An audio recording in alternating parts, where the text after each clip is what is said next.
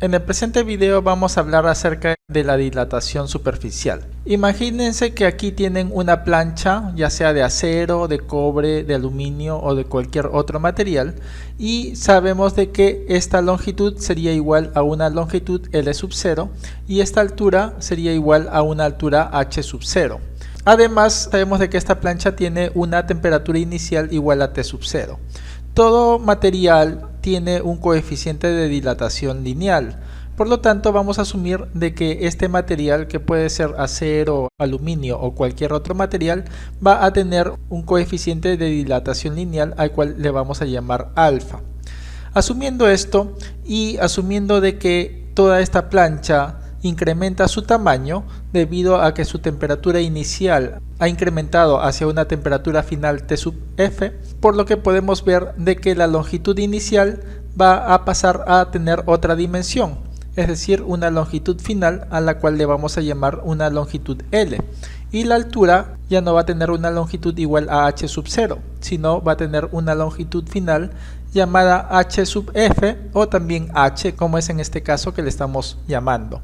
Analizando esta primera plancha antes de que su temperatura haya incrementado, podemos ver de que el área de esta plancha, a la cual le vamos a llamar área A sub 0, sería igual a la base, es decir, a L sub 0, multiplicada por la altura, es decir, por H sub 0.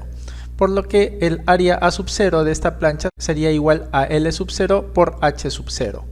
Y el área final de esta plancha después de haberse dilatado, mucho ojo que esta plancha con una mayor temperatura puede incrementar su tamaño o también puede disminuir su tamaño si en caso esta temperatura final es inferior a esta temperatura inicial. En este caso estamos asumiendo que su temperatura final se está incrementando y por eso es que el tamaño de la misma está incrementándose. Por lo que el área final, a la cual le vamos a llamar el área A, sería igual a la base, es decir, a L, multiplicada por la altura H. Por lo que el área A sería equivalente a L, pero L, debido a la dilatación que esta plancha sufre originalmente, podemos calcularla en función a la información que tenemos. Y L sería equivalente a la longitud inicial multiplicada por 1 más el coeficiente de dilatación lineal multiplicada por su variación de temperatura. Esta es una ecuación bastante conocida en lo que corresponde a dilatación lineal. Y variación de temperatura básicamente sería igual a la temperatura final menos la temperatura inicial. La altura H de la misma forma sería igual a la altura inicial multiplicado por 1 más el coeficiente de dilatación lineal por la variación de la temperatura. Conociendo esta información, simplemente la reemplazamos dentro de esta ecuación y en vez de colocar L colocaríamos toda esta expresión y en vez de colocar H colocaríamos toda esta expresión. Por lo que el área sería igual a L sub 0 multiplicado por H sub 0 y a la vez esto estaría multiplicado por 1 más el coeficiente de dilatación lineal por la variación de la temperatura, pero todo esto elevado al cuadrado, ya que vemos que se repite dos veces. Por lo que podríamos volverlo a escribir, pero elevando toda esta expresión al cuadrado. Podemos ver de que L sub 0 multiplicado por H sub 0 sería equivalente al área inicial. Por lo tanto, lo reemplazamos por A sub 0. Y esto estaría multiplicado por todo esto elevado al cuadrado. Al elevar todo esto al cuadrado sería 1 al cuadrado, que es igual a 1, más 2 veces el primero por el segundo, es decir, 2 por 1 y por alfa por delta de temperatura, y nos quedaría toda esta expresión, y más todo este factor elevado al cuadrado, es decir, por alfa al cuadrado por variación de temperatura al cuadrado.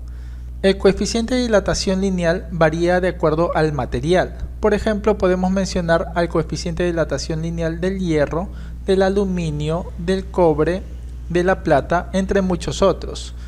Y sus diferentes valores dependen de qué tipo de material son, como podemos ver acá. El coeficiente de dilatación lineal del hierro sería igual a 12 por 10 a la menos 6 grados Celsius elevado a la menos 1. Y así podemos ver los diferentes coeficientes de dilatación lineal de estos diferentes materiales. Como pueden ver, los coeficientes de dilatación lineal son bastante pequeños, por lo que en esta ecuación si es que a ese coeficiente de dilatación lineal, que de antemano ya es pequeño, es decir, sería 12 por 10 a la menos 6, y si a este número lo elevamos al cuadrado, básicamente tendríamos un número bastante pequeño. En este caso tendríamos 12 al cuadrado, que sería 144, por 10 a la menos 6 elevado al cuadrado, es decir, por 10 a la menos 12.